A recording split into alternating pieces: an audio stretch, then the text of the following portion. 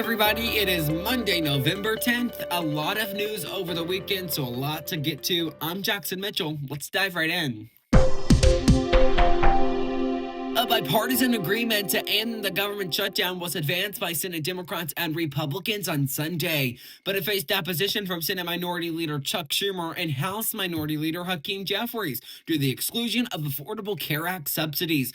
The compromise package includes funding measures and a stopgap bill to reopen the government until January 30th, with a separate vote promised on ACA subsidies by December. While some Republicans are open to negotiating on ACA subsidies, President Trump has expressed skepticism.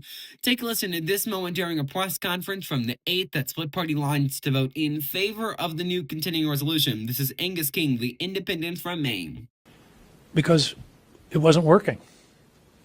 How long would it take to not get a response to say it isn't working? In other words, it's been 6 weeks. There's been the Republicans made it clear they weren't going to discuss the health care issue. Now, what is so remarkable about that statement from Senator King is that Democrats continue to vote not in favor of the House-passed CR because they wanted Obamacare subsidies to be extended. Now you see those 8 senators and Angus King, they're speaking for them, saying that plan wasn't working and Republicans weren't folding.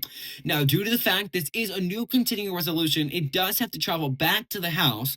To note, the House has been in recess for almost 7 weeks following the passing of the first CR. Speaker Mike Johnson urged House members to begin making their way back now. It is unclear the exact time and date that the House will take a vote on the new CR. The government shutdown is now on day 41, though, the longest ever, and it's leaving users of WIC and SNAP without benefits. Federal workers either furloughed or working without pay, including air traffic controllers, as the Federal Aviation Administration, or FAA, is now reducing air capacity by 10%, leaving thousands of flights either canceled or delayed. Now, to be clear, the holidays are near. We have Thanksgiving, many traveling home and back to their work, back to their jobs. If the House were to pass this, though, where it looks like they're going to do it either later this week sometime or sometime even closer than that, the president would likely sign this into law. He hasn't expressed any major dissent towards this.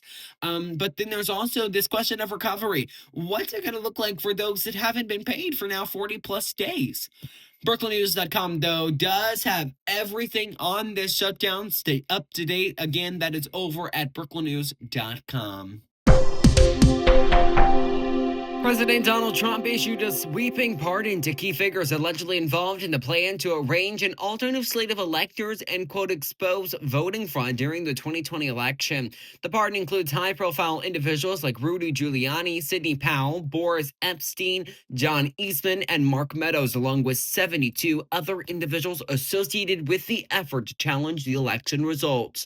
The pardon, signed on Friday, covers Trump's co-defendants charged in Georgia for a scheme to overturn election results.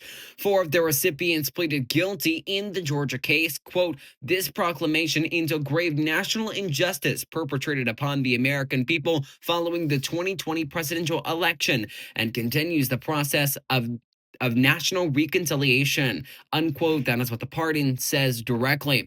It also explicitly mentions, quote, this pardon does not apply to the president of the United States, unquote. There is some good news today. Over the weekend, over 900 people participated in the Central Arkansas Walk to End Alzheimer's in North Little Rock, raising awareness and funds for research and support services. The Alzheimer's Association Arkansas chapter encourages continued participation through their website until December 31st. That will do it for this Monday, November 10th, 2025 edition of Your Daily Brief. Have a good rest of your day, guys.